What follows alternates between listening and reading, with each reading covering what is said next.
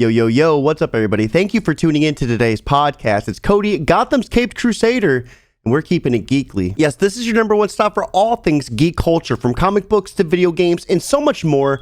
And man, oh man, am I excited, because not only do we have some heavy-hitting issues coming fresh out the oven, there's some awesome things buzzing around in the geek culture. So without further hesitation, let's go ahead and just dive right into that geek world. Let's see what's buzzing. So first things first, it looks like Jurassic Park may be getting a brand new game, and this time it's going to be hitting the mobile market. Yes, you heard that right. A new trademark that's been filed by Universal City Studios is pointing in all directions that we may be getting yet again another mobile game from the Jurassic Park franchise. So found on Trademarkia, filed by Universal City Studios, Jurassic World Primal Ops with a lengthy description has been revealed, and it does give away quite a few things. Now, the big thing that is leading fans to believe that this is going to be a mobile game has been the mention of only mobile devices within this description. Things ranging from wireless and electronic mobile devices, mobile phones, hand-to-hand, and then it cuts off. Now, with two mobile games already on the market, Jurassic World the Game and Jurassic World Alive, there's only speculation left to be read on how well this title will fare, and a lot of fans are getting upset that they're not seeing games get ported to a console or to the PC, and these games are just mainly hitting the mobile market. Now, on to our next piece of news. It looks like Focus Home Interactive launches its commercial brand Focus Entertainment. Focus Home Interactive is one of Europe's leading video game developers, and they are just swooping up studios left and right. Now, we're seeing acquisitions such as Deck 13 Interactive, Sturdion Studio, and more recently, Dotemu and its label, The Arcade Crew. Now, it looks like they're acquiring all these studios in order to promote an ambitious group to promote value creation, anticipate new trends, and unique gameplay. And as a direct quote, from now on, the Focus Entertainment brand covers all of Focus's activities, with the term entertainment being representative of desire to diversify its games, products, services, and revenue streams. Now, some interesting news coming out of Europe. We'll definitely have to stay tuned on these publishers and developers to see what heavy-hitting titles come out next. Now, on to our last piece of news. It looks like scumbag Sony will no longer offer free next-gen upgrades for its first-party games. Now, coming straight from Kotaku, it looks like Sony is making a rather confusing move for most consumers. So, for example, you won't have to pay money to upgrade your PS4 copy of Horizon Forbidden West to a PS5 version, but Sony ain't offering free upgrades anymore after this title. Now, where they really dropped the bag is when Sony revealed its confusing details about the 9 different variants of this game, and it looks like there's some rather expensive ones at that. Now, with this in mind, Sony made a promise that these kinds of upgrades would be free from the basic PS4 version to the PS5, but that didn't seem like it was an option within this detail. Now, after a lot of pushback, Sony did eventually push and buckle, but after this, there's going to be a $10 charge to upgrade your digital copy of future PlayStation exclusives. On the official PlayStation blog, it looks like Jim Ryan, president and CEO of Sony Interactive Entertainment, explained how the company has missed the mark and how it handled the rollout of pre-orders for Forbidden West. Ryan also explained that everyone who buys the open world sequel on the PS4 will get the PS5 versions for free. Now, with that in mind, he did also confirm today that moving forward, PlayStation's first-party exclusive cross-gen titles, both digital and physical, will offer a $10 USD digital upgrade option from PS4 to PS5. Now, I don't know if it was just me, but it didn't seem like the free upgrades from PS4 to PS5 was a long-lived project at all. And as a PS5 owner myself, I'm left here scratching my head where exactly Sony got off on promising that to begin with. Now, with that being said, that does wrap up This Week in Geek, but stay tuned. We got those fresh posts coming right out the oven.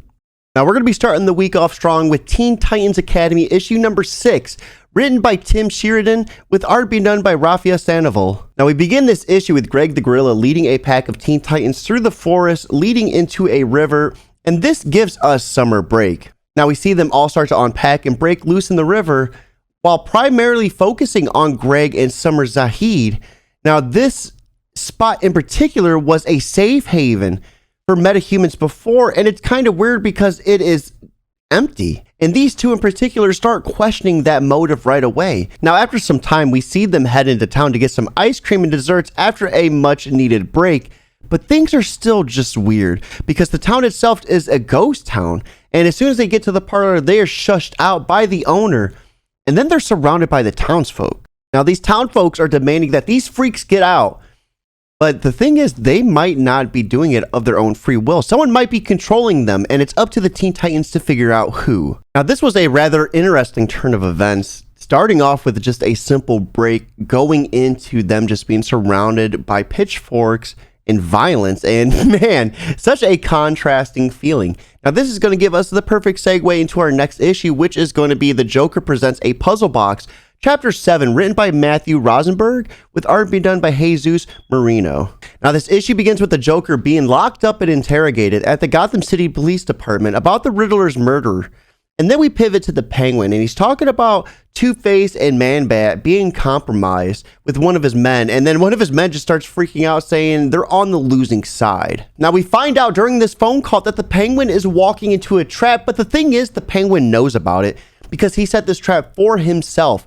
And as he begins to walk into this trap, the good and evil side of himself start to talk to him. And we see him pulling away at both sides, eventually leading to him just deciding to go through it. This is the Penguin's biggest defense, trying to get Bane stuck in the Riddler's labyrinth because Bane has him just beaten in every aspect besides this. So hopefully the Penguin is able to come through it, because if not, Bane is going to put him in the hospital. Now, the biggest thing about Bane outside of his size is the fact that he has the Penguin beat in every aspect. So the Penguin is trying in a last-ditch effort to get Bane stuck within the Riddler's labyrinth before he has a chance to break free and hospitalize, if not kill, the Penguin. Now, after successfully navigating this maze, the Penguin comes across a door guarded by two men who insist that he answers a riddle before they let him in. Now, is he going to be able to solve this before Bane hits the scene? Now, while the Joker is locked up, it looks like the Penguin, on the other hand, has gotten himself into some slippery trouble. Now, this is going to lead us to our last issue of the week, which is going to be Batman Fear State Alpha issue number 1, written by James Tynion IV, with art being done by Riccardo Federici. Now, this issue takes place many, many months ago, with Simon Saint having a conversation with Dr. Crane at Arkham Asylum. It looks like he paid out Jeremiah Arkham to have this meeting, and this is how we see the roots of Fear State actually happen and how the Scarecrow was able to escape Arkham Asylum. And then we pivot to Scarecrow in the current day, with him tormenting Batman about what he's going to do to Gotham. And with the aid of Simon, he's going to engulf Gotham in a state of fear.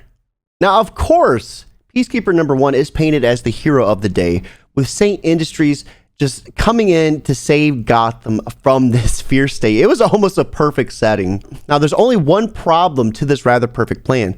His Peacekeeper number 1 is lost with no backdoor, and he's poisoned by Scarecrow's fear toxin. But instead of freaking out, this gives him the perfect opportunity to play his media package. Now, this media package consists of a complete blackout, giving them time to locate Peacekeeper number 1. Now, the thing is, this takes over the Bat Family comms as well, and they thought they were hearing a message from the Oracle, but instead, it's this media package letting them all know that Batman is dead. Now, Gotham City is hearing the same message, and it keeps playing until Oracle's computer explodes. Now, what exactly is going to happen during this blackout, and who ultimately is going to pay the price? Now, if there's anything giving me faith in DC Comics, and I know this has to be the fanboy in me, but Batman is just swinging on all courses. That does wrap up today's podcast. You can catch me on all my respective social media platforms at Twitch, Twitter, Instagram, YouTube, and so much more at Job for a Cody. And with that being said, if you like today's podcast, be sure to hit that big red subscription button and turn on notifications to be alerted anytime I drop more videos. And as always, guys, keep it geekly.